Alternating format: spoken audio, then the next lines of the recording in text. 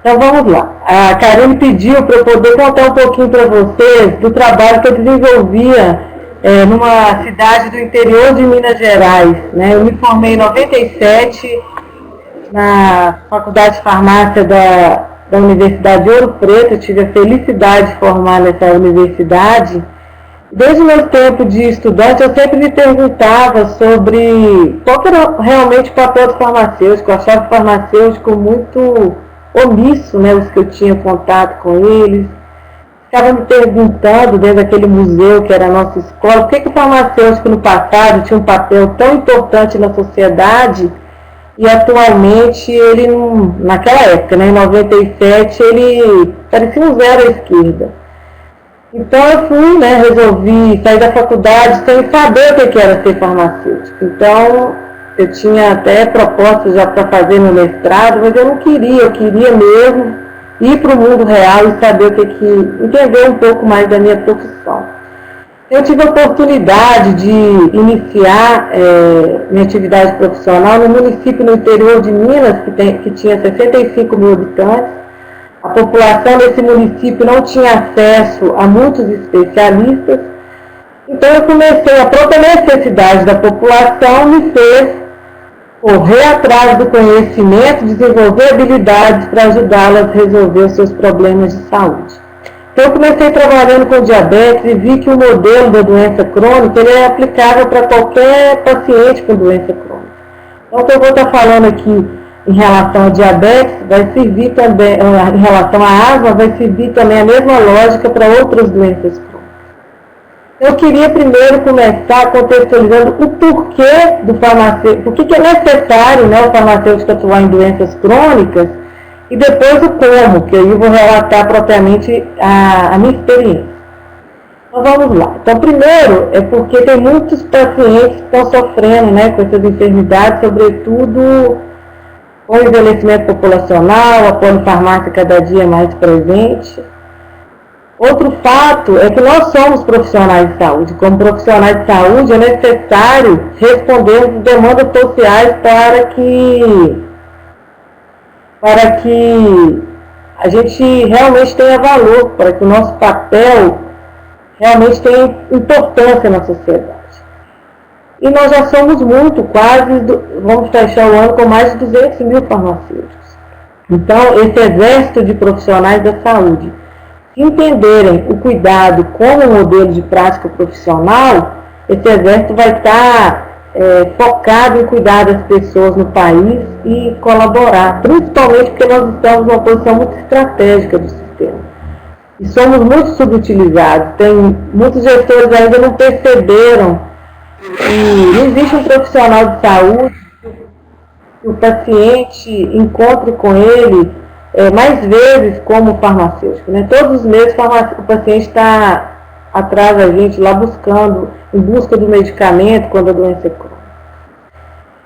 Temos muitos locais de trabalho que o farmacêutico poderia oferecer novos serviços para essa população.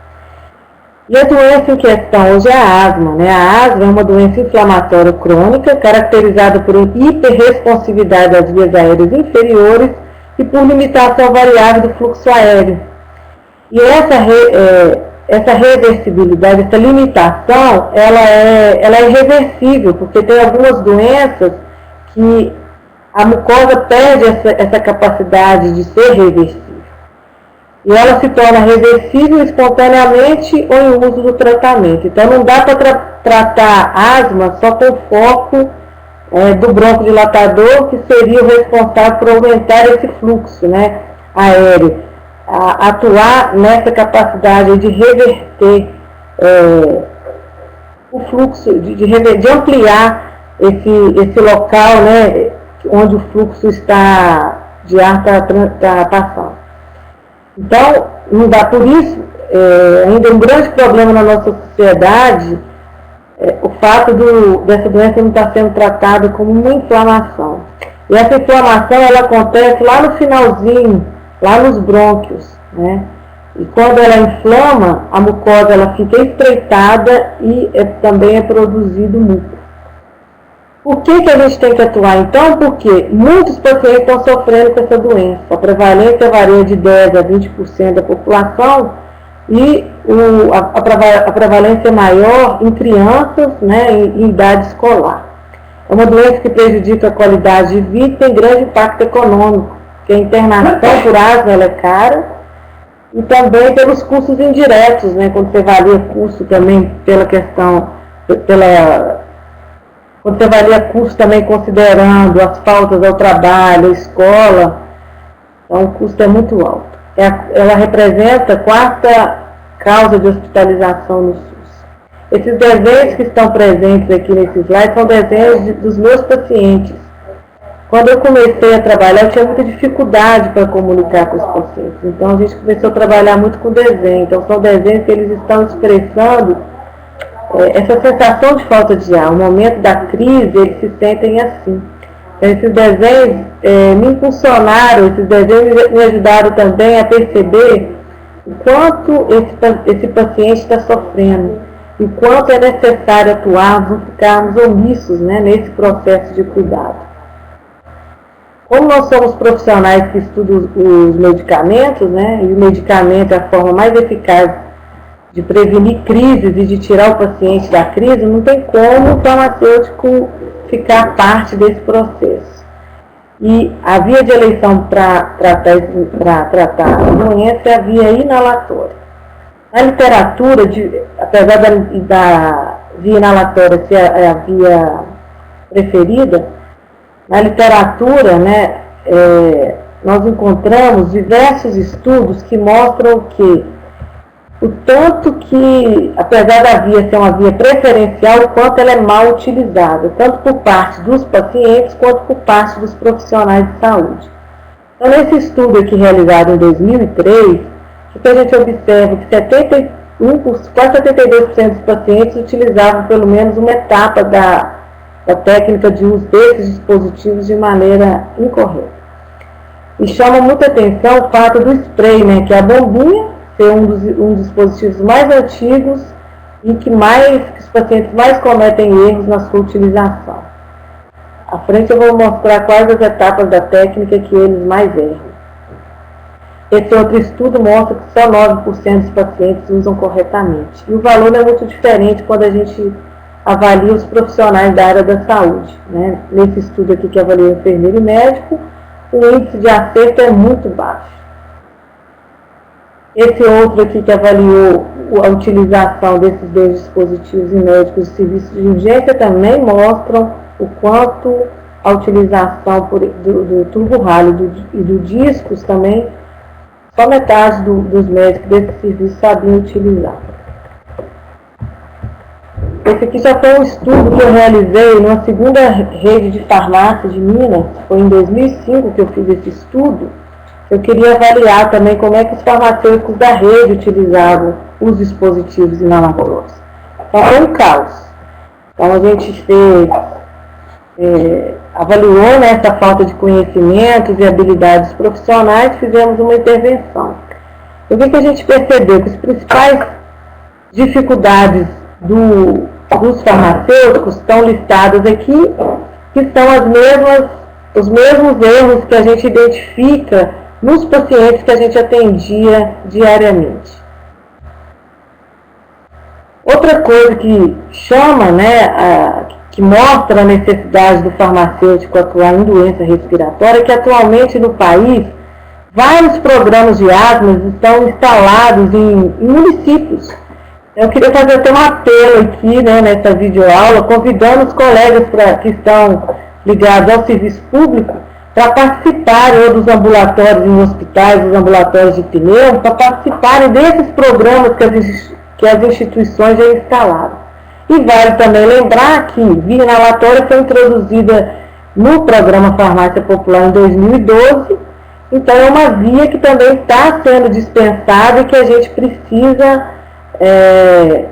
saber utilizar, né, porque ela demanda de um processo de educação intenso junto ao usuário, junto ao paciente, para que ele a utilize da maneira o mais correta possível. Passar aqui para o próximo.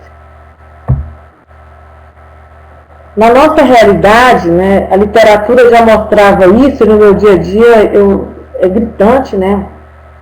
Tanto rinite quanto asma são doenças ainda muito subdiagnosticadas. O paciente, às vezes, fiquem atentos àquele paciente que direto está indo na farmácia comprar um antigripal, que às vezes ele tem uma doença que não está diagnosticada.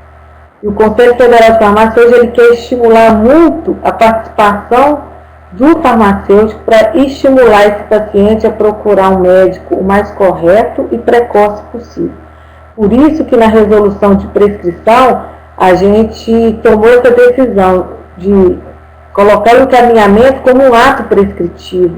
Porque muitos farmacêuticos, quando eu comecei, por exemplo, a gente fazia todo o raciocínio clínico, percebia que o paciente necessitava de um diagnóstico e às vezes eu só falava isso oralmente com o paciente e depois que eu comecei a documentar. Então, quando eu comecei a documentar, é que o médico começou a perceber que o paciente estava chegando ao consultório dele por meio de uma avaliação prévia do farmacêutico. Então, isso foi uma experiência interessante que eu sempre recomendo dos colegas a não deixar de documentar esse raciocínio clínico que vai favorecer um diagnóstico precoce pelo médico para esses pacientes que nos procuram. Outra coisa, né, que justifica o farmacêutico atuar é que vários estudos mostram os problemas de erro de medicação quanto de falta de adesão. E com esse arsenal terapêutico hoje disponível para tratamento da asma, o paciente não precisa ficar sofrendo e sendo internado.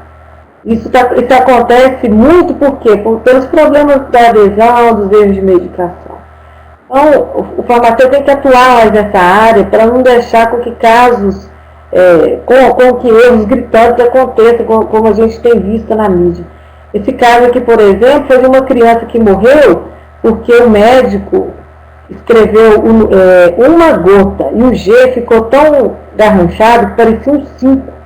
Então, nebulizaram esse bebezinho recém-nascido com 15 gotas de um broncodilatador e ele morreu, porque a letra G foi confundida com o 5. Então, a gente não pode permitir, né, dentro da visão da segurança do paciente, que casos como esse aconteçam mais na sociedade brasileira. Outra coisa que estimula a gente, o próprio Conselho também, a apoiar o avanço do movimento clínico, que na área da asma, por exemplo, diversos estudos na literatura já mostram que a atuação desse profissional tem impacto, não apenas para contribuir para o aumento do conhecimento dos pacientes e de seus familiares, como também para desenvolver habilidades nesses pacientes para manejar essas formas farmacêuticas complexas. E quando a gente fala de formas farmacêuticas complexas, a gente está falando de todas aquelas que necessitam de um preparo prévio antes da utilização.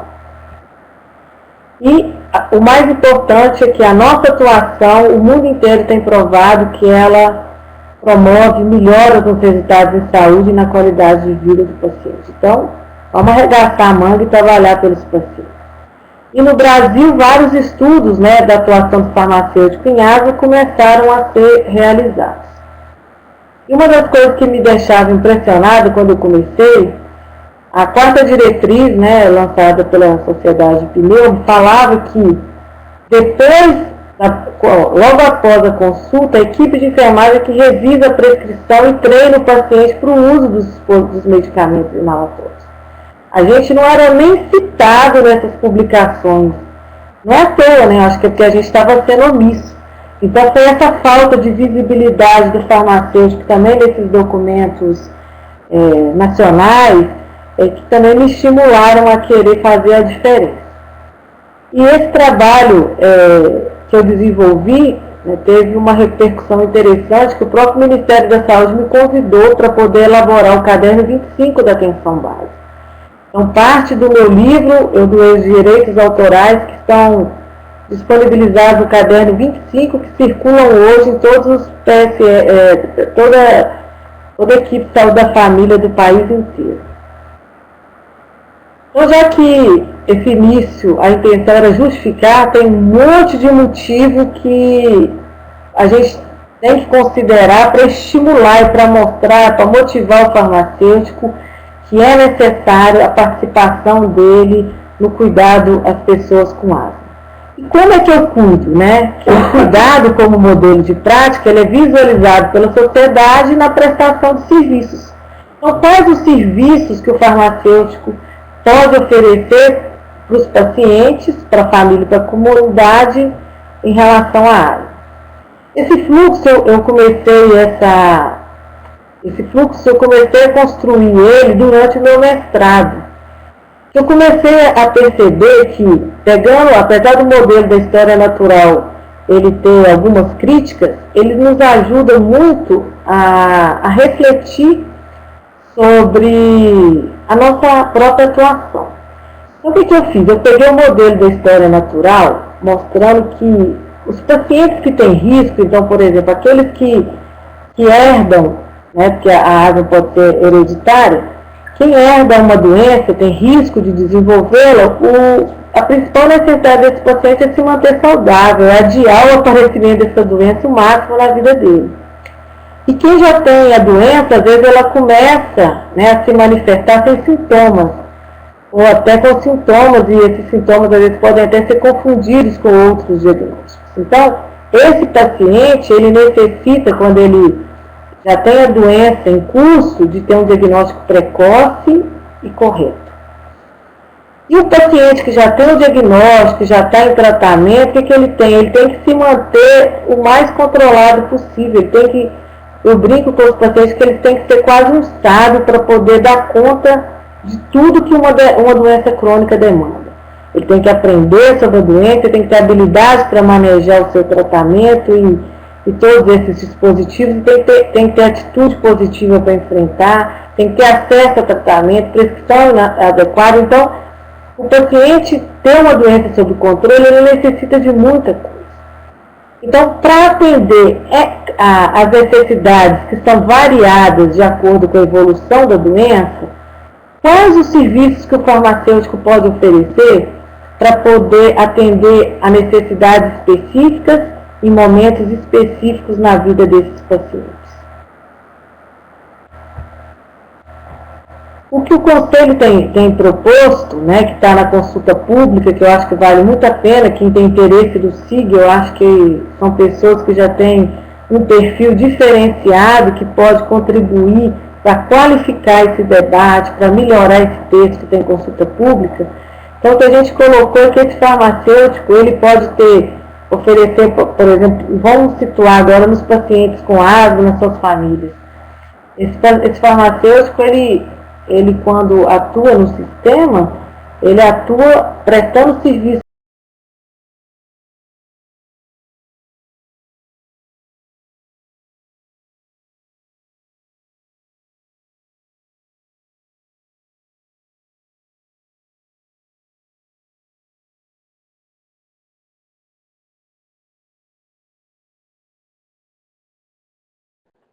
Oi, pessoal, tá travando, eu também tô sem som.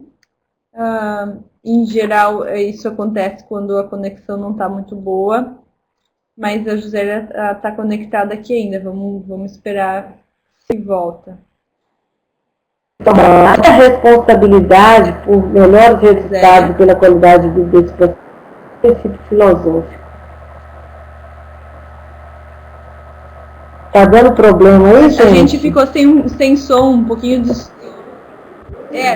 Deu, mas agora voltou, agora a gente está te ouvindo. Mas os últimos 2 minutinhos, talvez... Agora sim. Você está me ouvindo? Tem alguma coisa manifesta que eu sou marinheiro de primeira viagem aqui nessa tecnologia. Então vamos lá.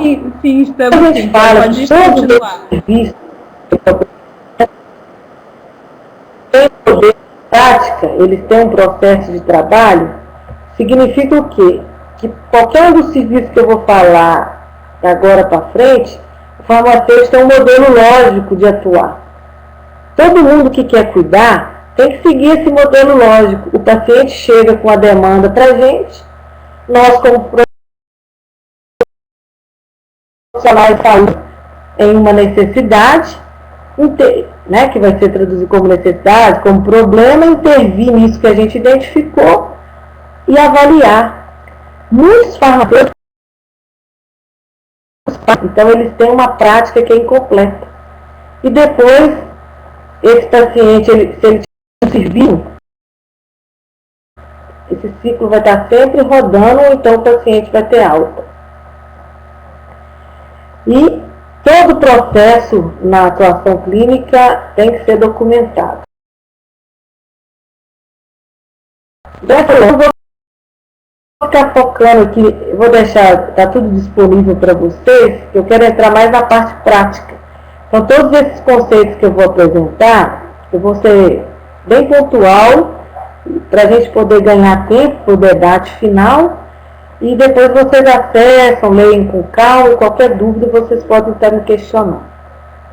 Então, o primeiro serviço que eu sempre desenvolvi e que eu sempre defendi também no CFF, o estímulo e os critérios e a padronização no país, é a educação e saúde. Então, quando a gente quer prestar esse serviço, a gente tem que sempre focar que no final que a gente quer que o paciente se torne responsável mesmo pela saúde dele.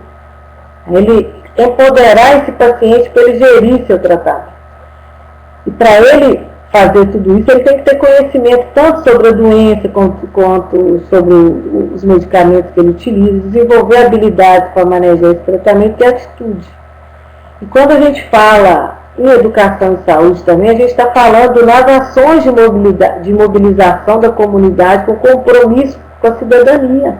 Então, a gente quer que esse farmacêutico atue também junto à sua comunidade, para que essa comunidade, está travado? Para que essa comunidade busque também soluções para os seus próprios problemas de saúde. E quais os conhecimentos que são importantes o farmacêutico oferecer ao paciente quando ele estiver provendo o serviço que a gente chama de educação e saúde para os pacientes com asma? Em relação ao conhecimento, é muito importante vocês ensinarem para o paciente que essa doença é uma doença crônica, que o tratamento vai ser dois alvos.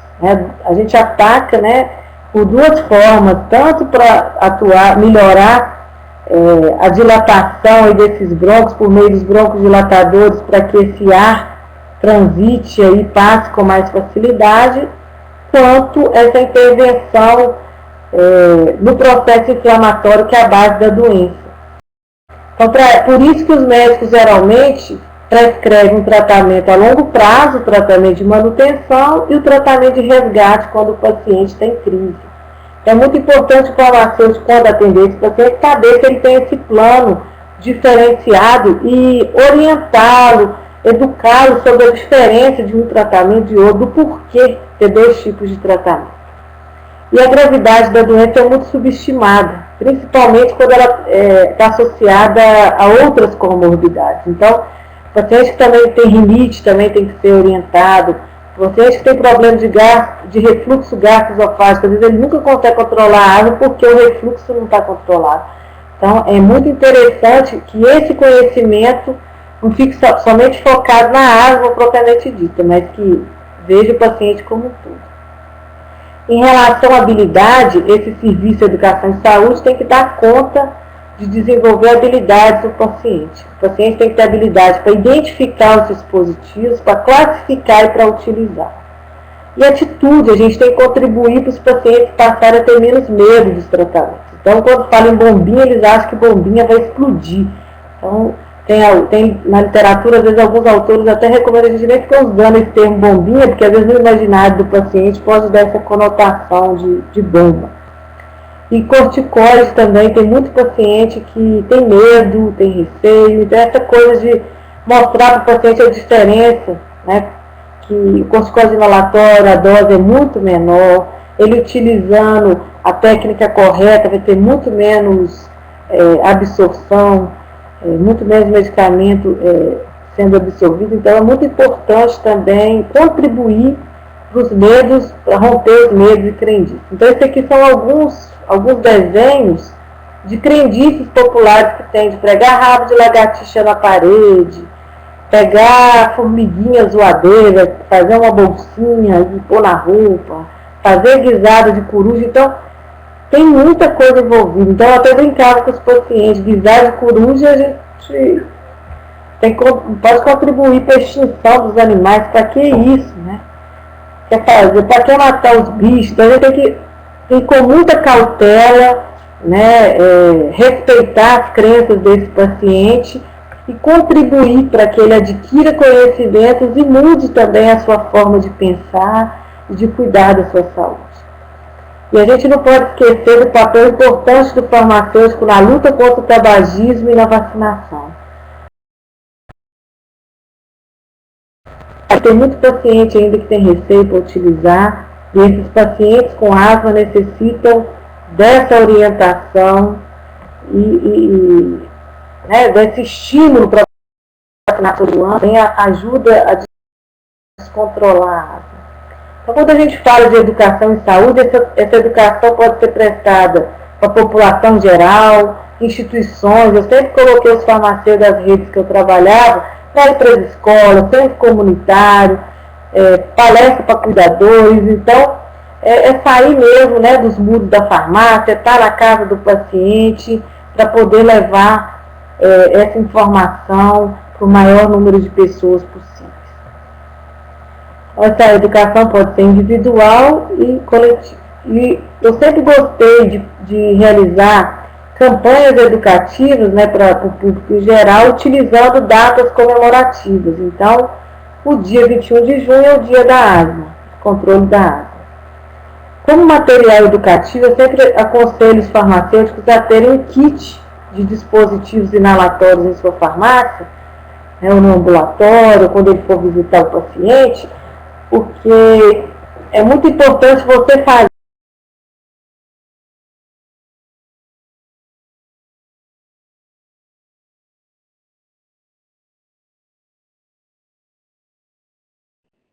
Zélia?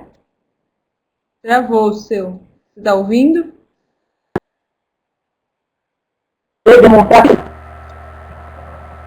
Então, isso aí fica a dica para vocês terem esse kit. Esse livro, né, que vocês já comentaram sobre ele, foi um livro que foi escrito também durante o mestrado, porque a coisa que mais me incomodava no mundo real era eu ter que criar tudo. A gente não tinha modelo de ficha para atender pacientes em 97, não tinha nada. Então, quando eu só tinha bula, e as bulas da letra era muito pequena, o desenho ele não era autoexplicativo para o paciente, nem para o próprio profissional. Então, o jeito era eu escrever alguma coisa para me orientar e orientar a minha equipe.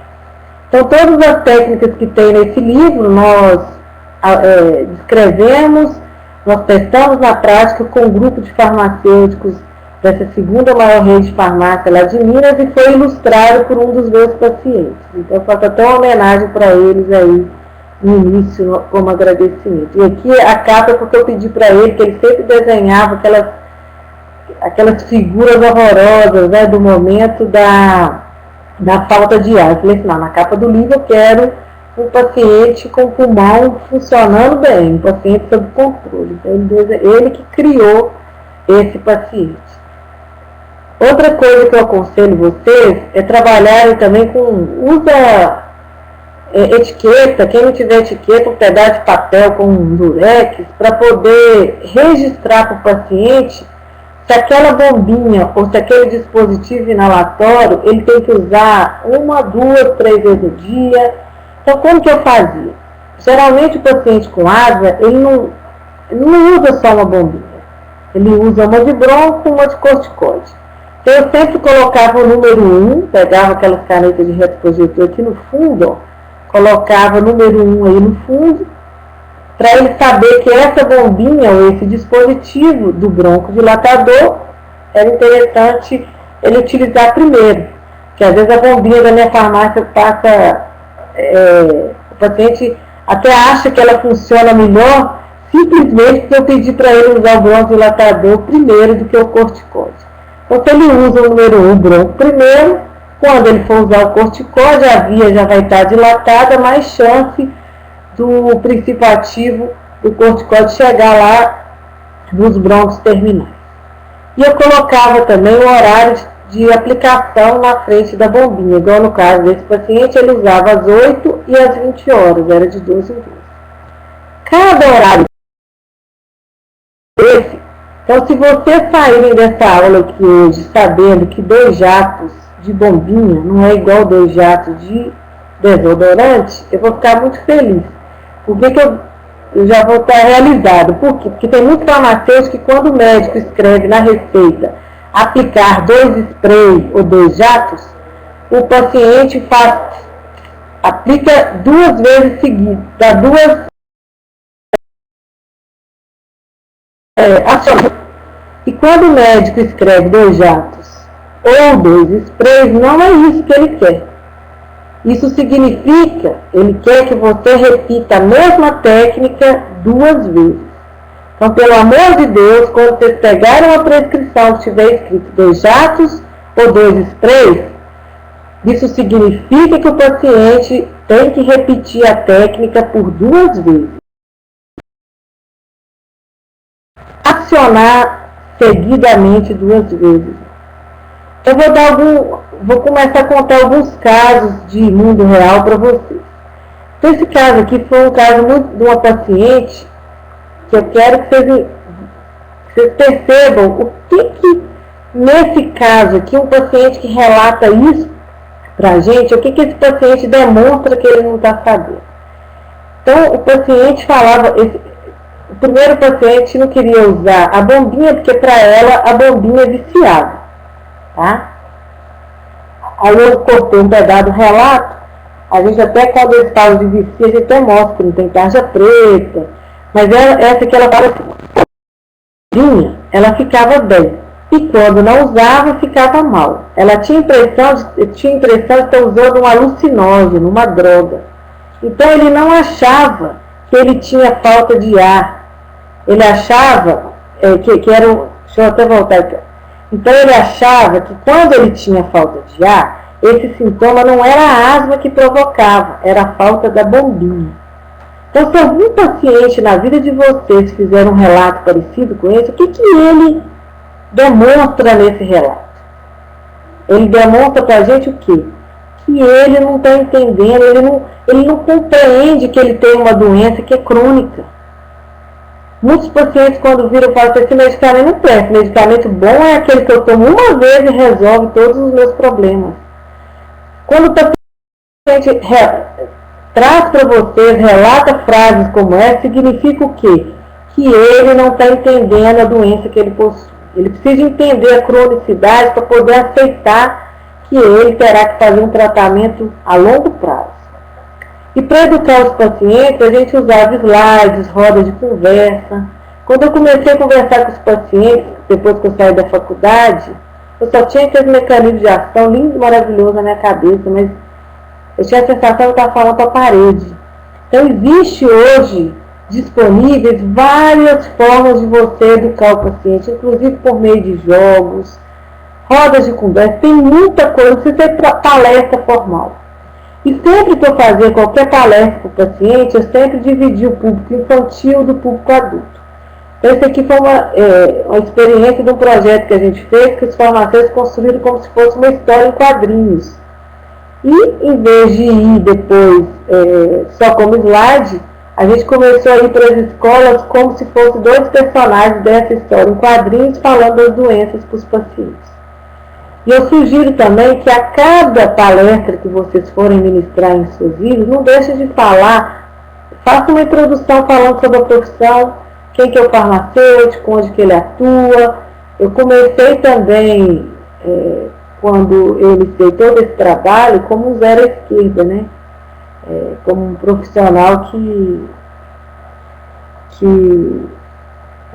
não era reconhecido aí pela sociedade, então eu tive que arrumar forma de comunicar com essa sociedade. Eu vou deixar esses modelos para vocês. Um documento aí, estou vendo que tem gente de Porto Alegre, que me ajudou muito, né? Foi esse curso que eles tinham aí antigamente, eles tinham esse manualzinho para o paciente. Então eu comecei a ler material educativo para o paciente de fontes oficiais do Ministério da Saúde, das sociedades médicas, para começar a me apropriar de um linguajar próximo desse paciente. Então, se você não tem ainda muita habilidade clínica, começa. Eu acho que a educação em saúde é um serviço muito interessante que me ajudou muito a aproximar do meu paciente, a desenvolver uma escuta para poder identificar suas necessidades. E quando você identifica essas necessidades, você começa a estudar para poder responder essa demanda do paciente. Então, vou deixar para vocês, tá? Alguns materiais, links, vídeos que vocês podem utilizar para poder educar os seus pacientes no dia a dia. Um outro serviço que é muito reconhecido por todas as outras profissões da área da saúde, que a gente nem era citado, é o rastreamento. Então, a gente estudou muito para publicar essa consulta pública, o caderno 29 do Ministério da Saúde. Esse serviço, o farmacêutico, às vezes chama ele no Brasil de triagem, screening, mas a gente, como desenvolver esse serviço, a estimular a implantação desse serviço, e eu fui uma das defensoras, né, durante o processo de elaboração da consulta, para que esse serviço fosse apresentado como serviço clínico. Eu já tinha testado isso na prática. É um serviço simples e que também eu aconselho quem quer começar a cuidar das pessoas a oferecer esse serviço. Esse serviço, o que ele faz? Ele vai permitir para o farmacêutico identificar uma doença, uma condição que o paciente apresenta que ainda não foi diagnosticada. Então, o farmacêutico ele vai simplesmente suspeitar e encaminhar esse paciente para o médico para a efetivação do diagnóstico. E quando eu presto esse serviço, eu preciso de ter alguns instrumentos para poder oferecer esse serviço. Então, por exemplo, o pico de fluxo que está aí é esse aparelhinho aqui. Ó. Deixa eu tentar descobrir onde é esse aparelhinho. Aqui ele vem, você coloca um bocal descartável, o paciente vai dar um sopro. Quando o paciente sopra, essa agulhinha aqui vai mexer, ó. Tem uma agulhinha aqui nele, ó, que mexe. Aí você faz 3 medidas, considera a mais alta. E esse valor que o paciente soprou, você compara com o valor de referência, para saber se ele está soprando bem ou mal. Então, esse teste de sopro para asma, ele se equivale ao aparelho da pressão, esse aparelho pico de fluxo, ele se equivale ao aparelho da pressão, para você fazer o rastreamento da hipertensão, ao glicosímetro, você fazer a glicemia capilar, você fazer o rastreamento em diabetes. E no caso da asma, a gente usa então o pico de fluxo como um aparelho que eu posso desenvolver. E na resolução 585 do CFF, o farmacêutico tem permissão para usar isso. No artigo que a gente escreveu, a gente deixou em aberto que poderiam ser utilizados. Além desse aparelho, a gente pode utilizar também testes de sintomas. Esses testes de sintomas é como se fosse um questionário já pré-estabelecido que o farmacêutico vai perguntando. Se o paciente tiver um score, um número X de pontuação nesse questionário, isso indica que ele pode ter asma. Então, isso fortalece. Então, como eu estava começando, né, os médicos não me conheciam muito ainda, então eu queria utilizar todos os recursos disponíveis para fazer um encaminhamento o mais acertado possível. Então, eu sempre na minha prática, quando eu oferecia esse serviço para a população, eu prestava esse serviço utilizando tanto o pico de fluxo como o teste de sintomas que eu estou deixando aí para você. Toda vez que a gente vai fazer o rastreamento, é importante a padronização de todos os testes que a gente realiza. Então, a gente tem, para quem tiver interesse, eu tenho toda a padronização do teste da medida do pico de fluxo e posso compartilhar com vocês também a padronização da medida da altura e da envergadura. Porque para eu avaliar o resultado que o paciente, para eu comparar o resultado do paciente com o valor de referência, Para eu achar o valor de referência, eu preciso da altura do paciente. Por isso que eu tenho que ter a padronização da altura documentada. Outra coisa é a padronização da envergadura, que para os pacientes cadeirantes não tem como eu medir a altura. Então, existe uma técnica da envergadura. Então, é interessante eu saber disso, né? Eu, particularmente, quando eu comecei, eu não sabia nem que tinha medida de envergadura. Então, como eu coloquei para vocês lá no início, quando a gente assume o cuidado como modelo de prática, esse cuidado ele tem um processo racional que todo mundo que pratica qualquer um dos serviços tem que executar. Então, para qualquer serviço que eu desenvolvo, o final da prestação de serviço, ele culmina com o quê? Com o momento em que o farmacêutico vai escolher qual que é a melhor conduta, qual que é a melhor intervenção. A prescrição é o registro dessa escolha. O que é o melhor para o paciente é que eu registro o que eu documento. Então, no caso do paciente, a prescrição, o que eu estou chamando aqui de prescrição, é a receita do paciente, né? Essa receita do paciente, eu vou escrever, por exemplo, quando um paciente ele participa de um serviço que é o rastreamento, esse documento do paciente eu sempre escrevo assim, prezado, esse aqui é do paciente, tem os dados dele, o dia que ele foi atendido, eu vou escrever para ele, procurar o pneumologista, procurar o alergista, o otorrino. Esse aqui é o documento, a receita do paciente. E uma das minhas condutas foi o quê? Foi encaminhar. Então, além de escrever para o paciente, esse encaminhamento é uma decisão, por isso que o conselho entende como uma prescrição. Eu tenho que documentar esse encaminhamento no outro documento que o paciente vai entregar para o médico. Vocês já podem ter isso até já pronto no computador, só vai mudando o nome do paciente. Então, o encaminhamento vai ser o quê? O documento que o farmacêutico vai escrever. Tem até um modelinho que eu deixo aqui para vocês. Encaminha o paciente fulano de tal, aí você fala que ele participou, né, que ele foi atendido por esse serviço, que ele relatou para você que na última semana ele tem tido falta de ar, coloca o que ele está utilizando, ou se ele não estiver utilizando nada, você termina esse encaminhamento para o médico falando que você está encaminhando para ele avaliar o paciente e realizar o diagnóstico caso seja necessário. Agora, uma coisa que sempre me motivou, que foi uma grande escola prática para mim, foi quando eu comecei a fazer grandes eventos no meu município, integrando esses dois serviços, o rastreamento e a educação em saúde. Eu desenvolvi um modelo que eu testei com várias doenças, eu testei em municípios diferentes e testei no interior e capital. O que consistia nesse modelo? Que eu vou falar para a área, mas também serve para todos os pacientes. Eu escolhi uma semana de cada ano para cada doença. Então, por exemplo, asma, eu sempre gostava de trabalhar, escolher uma semana que terminasse no dia da asma ou que começasse no dia da asma. É sempre aquela virada entre maio e junho. Então, nessa semana, eu convidava, fazia uma grande campanha na mídia, tudo, convidando os pacientes para comparecerem na farmácia na parte da manhã para fazerem esses testes de rastreamento que eu apresentei anteriormente.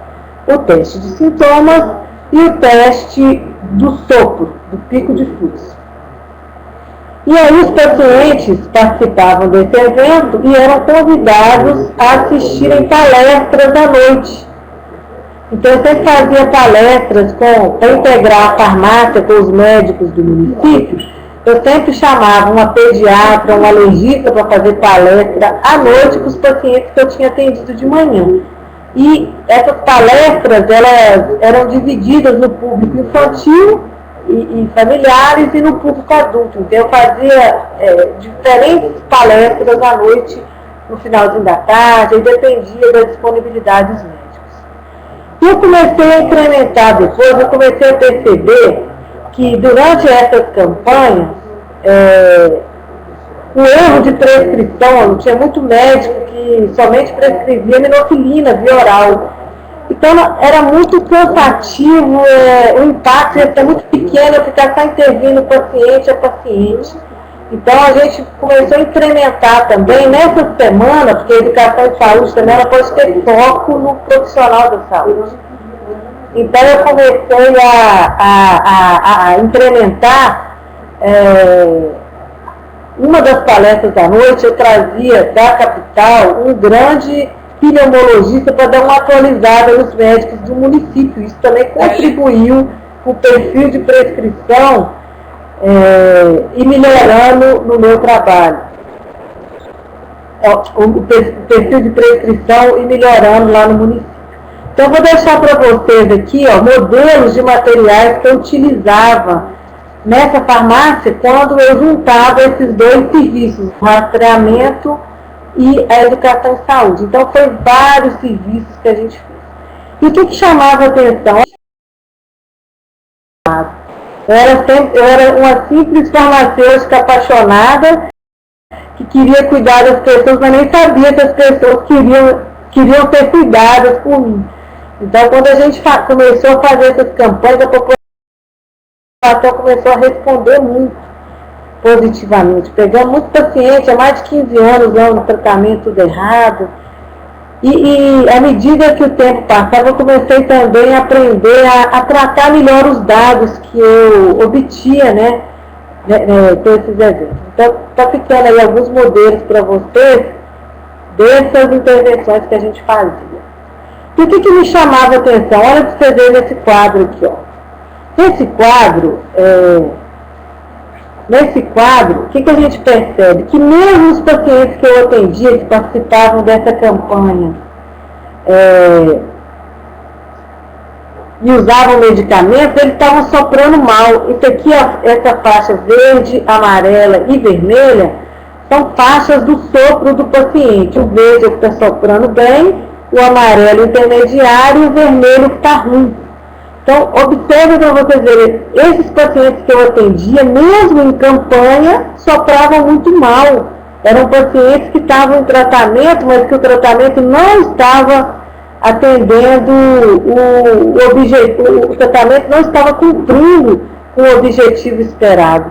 Então, o que aconteceu? Isso aqui foi me fortalecendo e me mostrando quanto na minha comunidade eu tinha pacientes que os meus dados batiam com os dados da literatura. Eram pacientes que realmente precisavam de um cuidado interessante. Só que com uma campanha, com o serviço de rastreamento, eu não dava conta de acompanhar, de ter uma intervenção que realmente impactasse na vida desses pacientes. Então, essas campanhas começaram a servir de triagem também, servir também como triagem, para eu selecionar pacientes mais complexos que necessitavam de um cuidado mais amplo.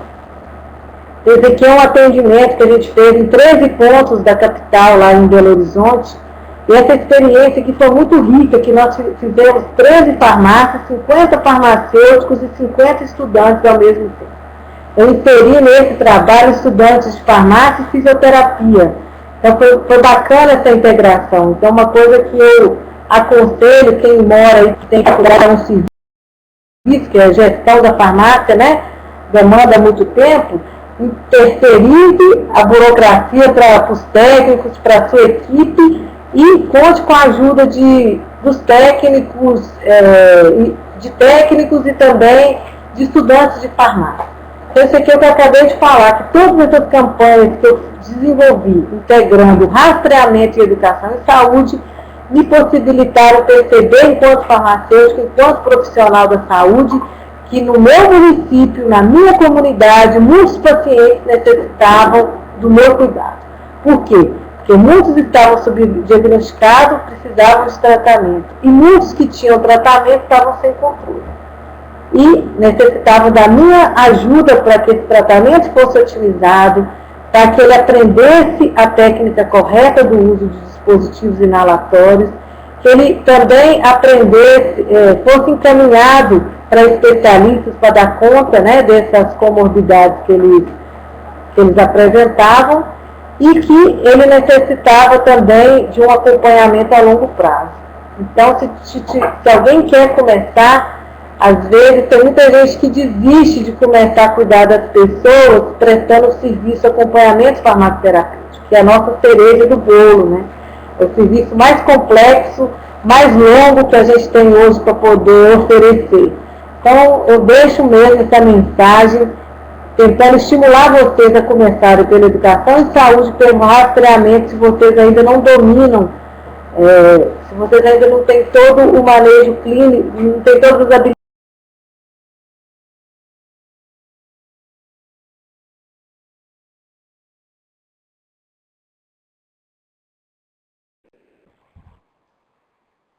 Alô? Vocês me ouvem?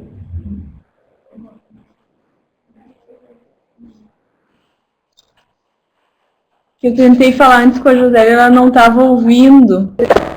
Para avisar que tinha vozes no fundo. Agora ela... Oi, Josélia. Eu acho que eu vou ter que dividir essa aula agora. Antes estava tendo carinho. Animei. Sim. Antes a gente estava ouvindo voz. Quando eu atendo meu paciente, eu tenho que tentar identificar problemas que ele está apresentando na sua farmacoterapia, intervir e acompanhar isso a longo prazo para ver se essa intervenção proposta está melhorando a doença dele ou não. Então, é um serviço que quem começa a desenvolver, o foco desse serviço é o foco do Estado. E esse serviço é um serviço que a gente tem muito vínculo.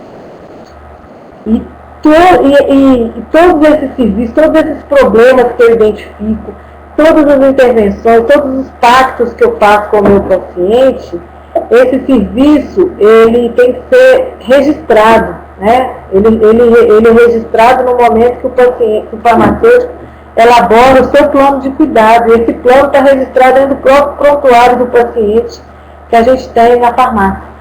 Então, o que a gente quer enquanto conselho e depois de praticar? A gente quer descomplicar as coisas. Vamos descomplicar, porque a gente tem aquele monte de ficha, vamos aprender a documentar igual todas as outras profissões, documenta, vamos tentar desenvolver um raciocínio clínico para esses problemas que dependem da nossa expertise e atuar de forma padronizada para resolver esses problemas.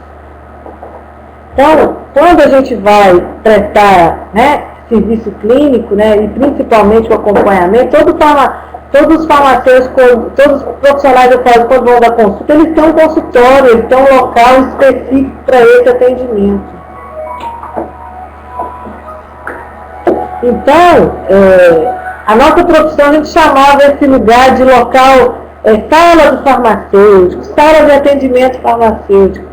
E uma das coisas que esse nosso atual presidente sempre nos questionou, por que nós vamos chamar de outro nome?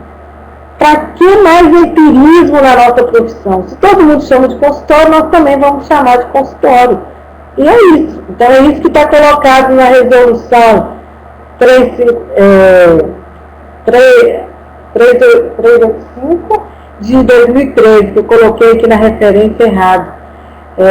Esse consultório está lá no nosso glossário o conceito dele. E a gente recentemente teve que ir para o Conselho Federal de Medicina já participar de 2 plenárias deles para poder defender por que a gente quer ter consultório. Que eles não estão, que eles não entendem por que o farmacêutico quer fazer clínica e por que o farmacêutico precisa de consultório. Eles entraram na justiça, né, contra essa resolução, mas a gente foi explicar para eles o porquê. E naquele momento ficou muito claro que os médicos que são contra a farmácia clínica, contra a nossa atuação clínica, são médicos que nunca tiveram experiência de ter ao seu lado um bom farmacêutico clínico que o ajude, que trabalhe em equipe com ele. Os médicos que estavam presentes no plenário do CFM, quando a gente foi apresentar isso, que nos defendeu, foram aqueles que já tinham vivenciado uma experiência positiva com os farmacêuticos. Então, gente, olha, cada atuação nossa, por menor que seja, quando ela é bem desenvolvida, quando ela tem qualidade, ela é transformadora. Eu falo isso porque o médico, por exemplo, eu só fiz esse trabalho na grande rede que eu acabei de falar, porque um médico me levou para lá para poder fazer. Apesar de ter uma rede de farmácia, quem me levou foi o médico. Então, para mim, quando eu participei desse claro, a gente não pode perder a chance de demonstrar seriedade naquilo que a gente desenvolve. Porque a nossa atuação, ela pode valorizar toda uma categoria profissional ou denegrir uma categoria profissional. E na literatura tem vários modelos de formulários, de prontuários que o farmacêutico pode ter na sua farmácia, no seu ambulatório. O CFF, está me ouvindo, gente? Que eu vi um aqui falando que não estava ouvindo. O CFF... A gente está te ouvindo, acho que tu não está nos ouvindo. App, igual todas as profissões da saúde, por que a gente vai inventar uma nova forma de registrar? Então,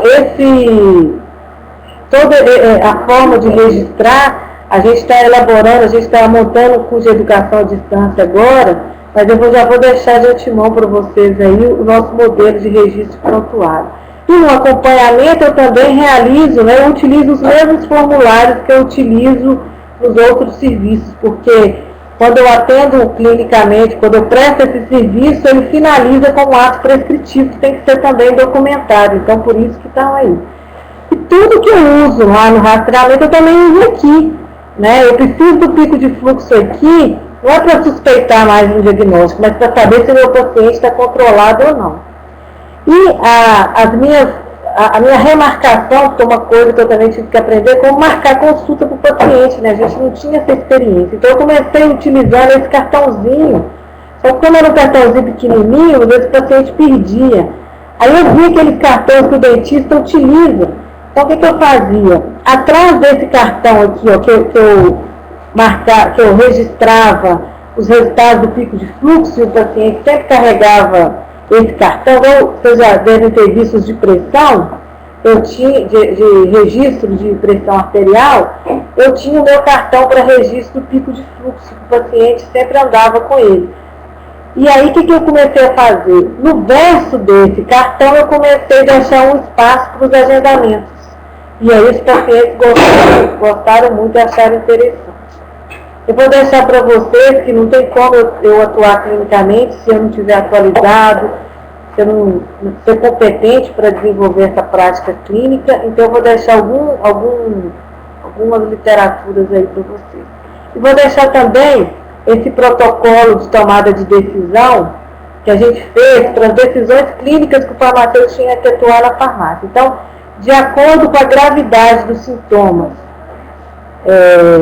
está aqui, ó, controlado, leve, moderado, e de acordo com a presença dos sintomas, necessidade de uso de broncodilatador, frequência de uso, resultado do pico de fluxo, a gente tomava a decisão clínica de encaminhar esse paciente mais precocemente, mais rápido ou não para o médico, porque uma das coisas que a gente sempre tem dificuldade quando a gente inicia uma prática clínica é saber quando que eu tenho que encaminhar mais rápido, quando dá tempo de eu ainda ver esse paciente antes de um especialista. Então, essa frequência, né, na marcação, ela é complicada quando a gente começa.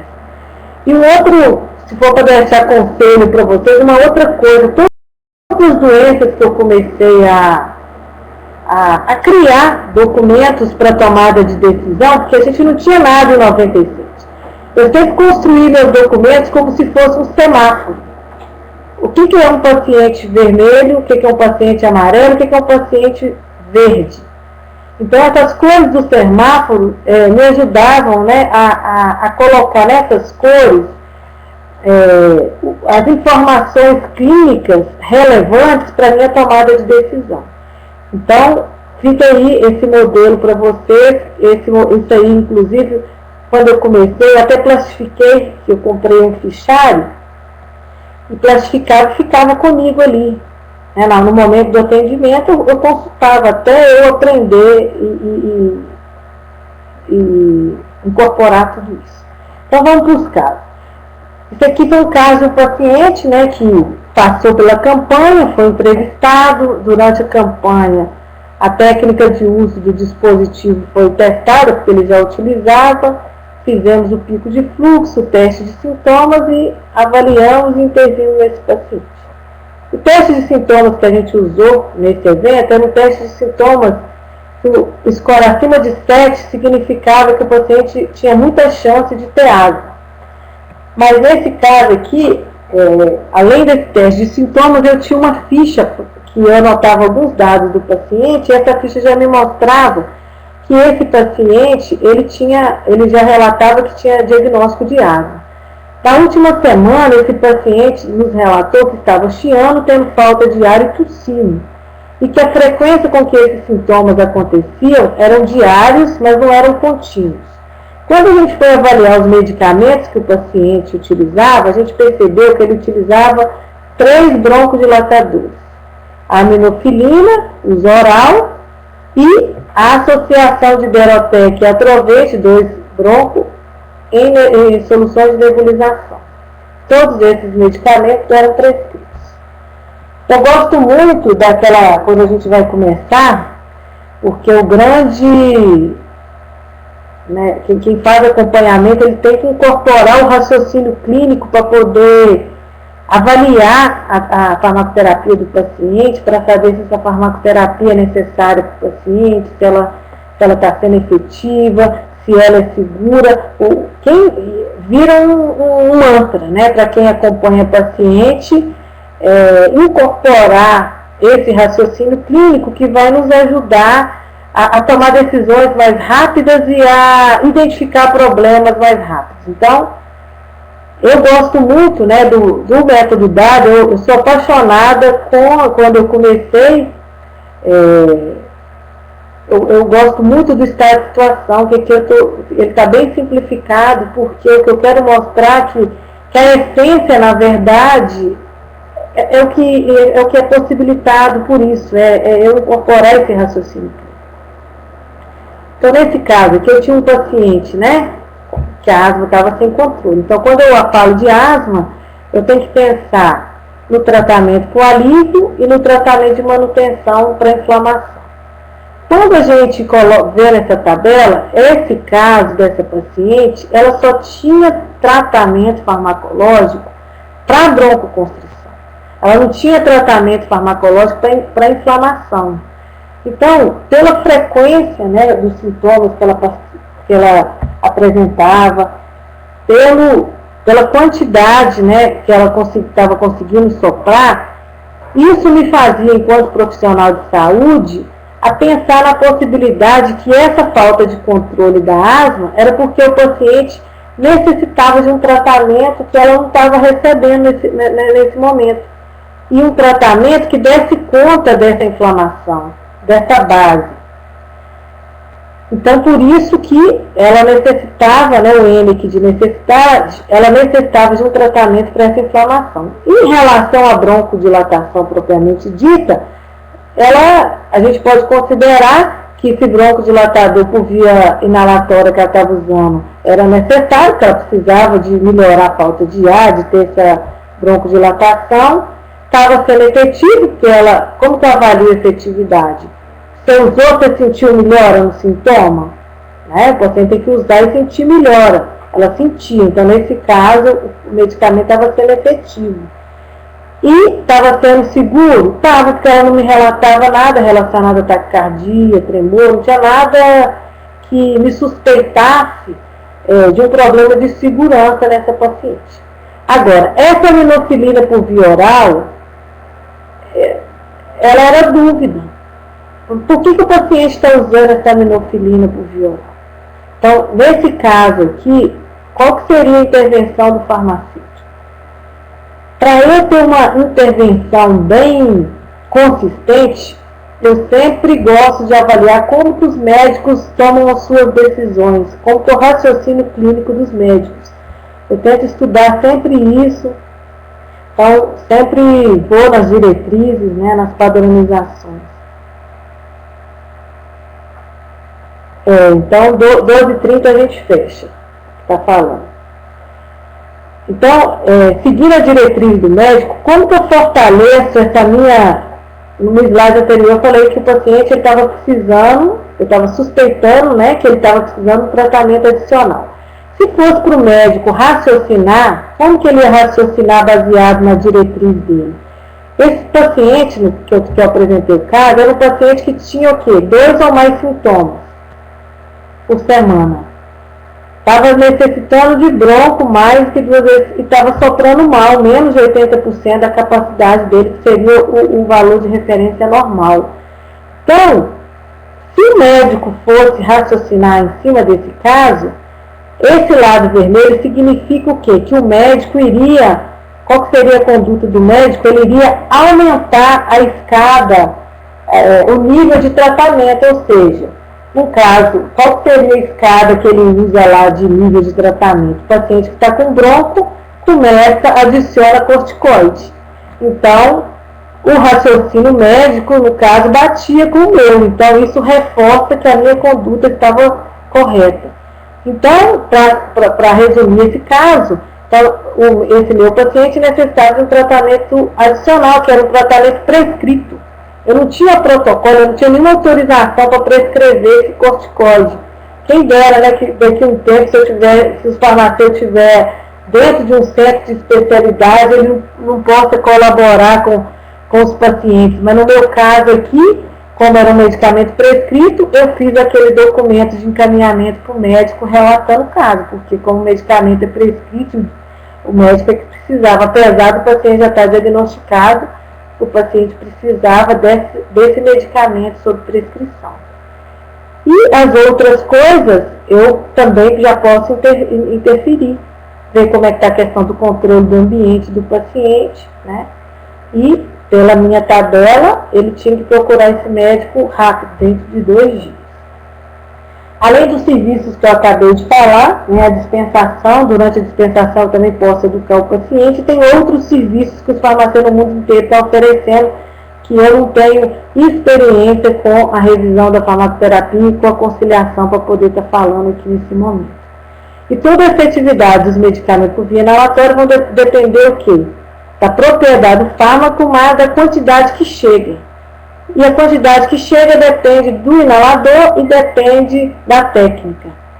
Então, eu já falei para vocês que a via inalatória ela é preferível. Por que ela é preferível? Porque a dose que o paciente utiliza de medicamento para tratar por via inalatória, ela é 30, 40 vezes menor do que por via inalatória do que pela via oral. Como consequência, eu vou ter menos absorção sistêmica, vou ter menos risco de reação adversa. E no caso do broncodilatador, é muito interessante o paciente inalar e rapidamente ele já sentir o benefício, porque só quem sente falta de ar que sabe que qualquer minuto a mais demorando o efeito de um broncodilatador, tanto que é complicado. Agora, a via inalatória como principal desvantagem é a necessidade de desenvolvimento de habilidade para o uso correto. Eu até queria propor, Karine, porque vocês não têm culpa, né, desse atraso, e para a aula não ficar comprometida, é que a gente, eu focasse agora nos principais problemas para fechar com alguns dispositivos, mas que a utilização de cada um dos dispositivos inalatórios, que a gente começasse, que a gente tivesse a oportunidade de continuar essa aula no próximo SIG.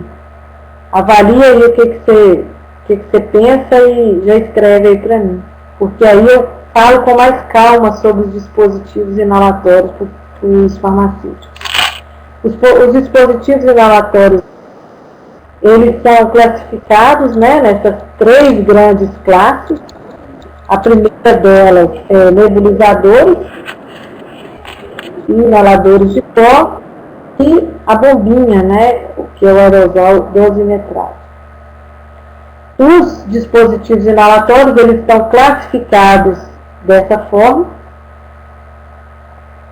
Aqui estão os seus representantes, as bombinhas, o ideal é usar com os espaçadores. Tá? Aqui a gente tem alguns dispositivos de pó, esses 2 já saíram do mercado. Então, eu acho que a gente podia então fazer o seguinte, abrir agora para pergunta.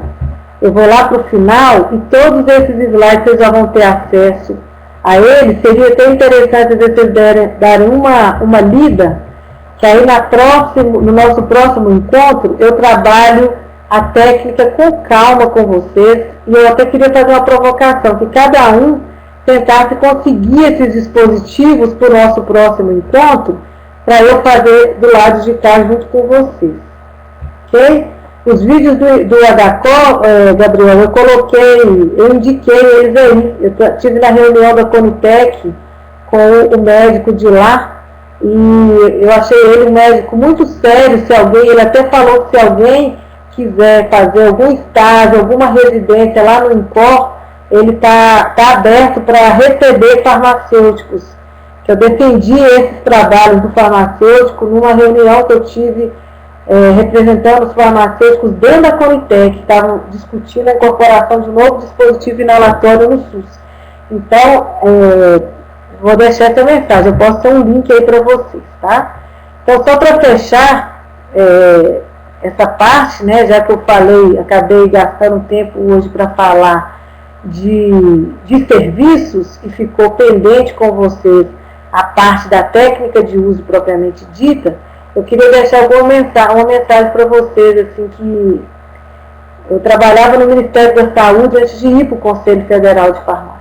O que me fez tomar essa decisão foi o sonho que eu tinha em ver mais farmacêuticos no Brasil inteiro prestando os serviços que eu prestava nessa farmácia no interior de Minas Gerais. E foi vivenciar tudo que eu vivenciei nessa farmácia que me fez acreditar e ter certeza que o farmacêutico pode fazer muito mais do que ele tem feito atualmente. E quando eu passei no concurso para poder estar no conselho hoje, eu cheguei no conselho no momento em que a gente assumiu um novo presidente da entidade, um presidente que era da área de alimentos, mas um presidente que apaixonou com a área clínica e tem nos dado todo o suporte para essa área clínica alavancar. Então, eu queria terminar para vocês falando que todos esses serviços que eu pratiquei no mundo real, a gente quer estimular eles via TFF por meio desse programa que chama Profar. Tem várias iniciativas que estão sendo planejadas e que vão ser executadas. Para esse ano, nós vamos lançar um EAD sobre o manejo de problemas de saúde autolimitados e os guias de prática clínica para o farmacêutico que presta esse manejo.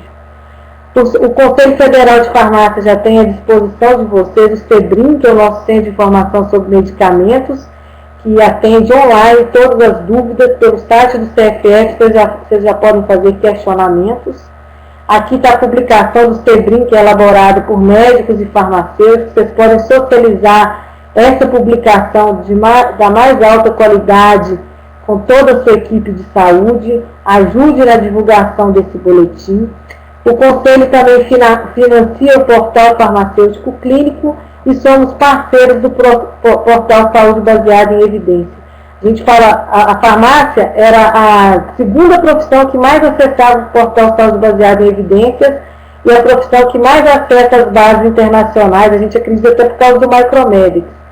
E o número de acesso é que tem contribuído para a gente negociar com o Ministério da Saúde para ampliar o número de bases e livros disponíveis para os farmacêuticos clínicos dentro do portal.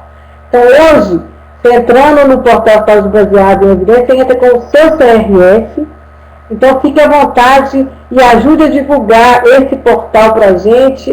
Todo mundo que usa Micromedics, use por esse portal para a gente conseguir aumentar o nosso número de acesso ao portal. Estou deixando aí o link da consulta pública, que acho que vai ser interessante se a gente tiver essa oportunidade. Eu estou à disposição para fazer eventos onde vocês morarem aí, ó.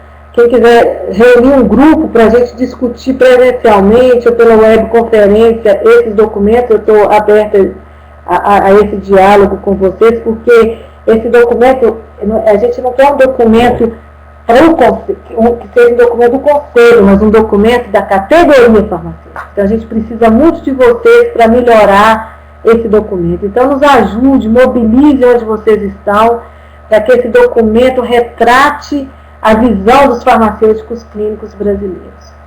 E marquem na agenda de vocês essa data. Esse congresso eu estou ajudando a organizar. Vai ser o grande congresso que a gente vai trazer os grandes líderes nacionais e mundiais do movimento clínico para o Brasil pela primeira vez. Então vai ser fantástico esse congresso. Então, ajude, arrume os estudantes que estão aí com a gente, ajude a levar ônibus de estudantes para esse congresso, porque vai ser um congresso internacional. A gente já fez parceria agora com o Fórum Farmacêutico das Américas e com a Federação Sul-Americana de Farmacêuticos. Então, a gente vai trazer assembleias dessas entidades para esse congresso. Vamos levar os médicos da Sociedade Brasileira de Médicos de Família, representantes da UONCA. Então, a gente quer, inclusive, ter nesse congresso um encontro de farmacêuticos clínicos também. Então, por favor, quem está aí ligado, nos ajude também. Então, quero terminar aqui hoje, viu, Karina, agradecendo a oportunidade de poder estar aqui, relembrando um pouco dessa minha história, que falar daquilo que você fez e daquilo que teve resultado positivo é muito fácil e é muito gostoso. Então, que a gente consiga, né, estimular outros colegas a fazerem isso. E o Conselho Federal de Farmácia, em nome do Conselho, eu quero deixar uma mensagem para vocês que a gente quer apoiar todo mundo que quer fazer a diferença. Não deixem de nos contar o que vocês estão fazendo por aí. Para quem está no SUS, nós vamos fazer a terceira publicação das experiências exitosas de farmacêuticos no SUS. E olha, participem ativamente dessa revolução silenciosa, que a revolução que os farmacêuticos clínicos já estão começando a liderar nesse país, não tem mais volta. Então, quando eu comecei, eu não tinha resolução, não tinha lei que me amparava. Hoje vocês têm tudo isso. Então, mãos à obra, cuidem dos seus pacientes e descubram o verdadeiro sentido de ser profissional de saúde, que é fazer a diferença na vida de cada um dos pacientes que nos procuram e que acreditam que a gente pode fazer alguma coisa por eles.